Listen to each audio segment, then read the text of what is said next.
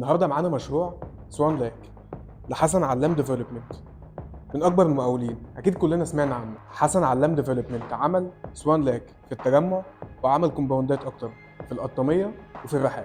خلونا نتكلم عن مميزات سوان لاك ريزيدنس. اول حاجه هي اللوكيشن، عشان هو جنب الميراج مول وعلى طريق السويس دايركت وقريب من بوابه الرحاب 6.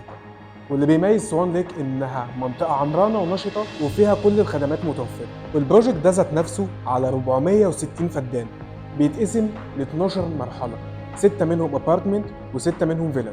الفيجن بتاعنا مش بس بناء هيكل، بل بناء منازل الاحلام بتجسيد الراحه والاناقه والجمال. من الرؤيه للواقع بتعيد مشاريع حسن علام تعريف المشاهد بالالتزام والجوده والابتكار. اهم وانجح مشاريع حسن علام مشروع سوان لاك يعد اهم وانجح مشاريع حسن علام ديفلوبمنت. عندنا كل الفاسيلتيز، من تراكات مشي لنوادي لكافيهات، يعني هتلاقي كل حاجه. شركه حسن علام وهم بيختاروا مواقع مشاريعهم اهتموا جدا ان هم يبعدوا عن المواقع الزحمه والازعاج عشان تستمتع بطبيعه هاديه وممتعه.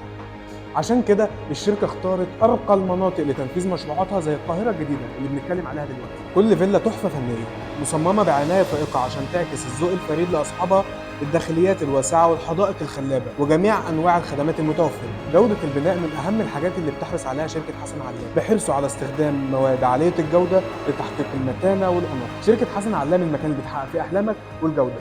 للتواصل كلمونا على الارقام اللي هتظهر على الشاشه. كان معاكم سيف من ميسره جروب.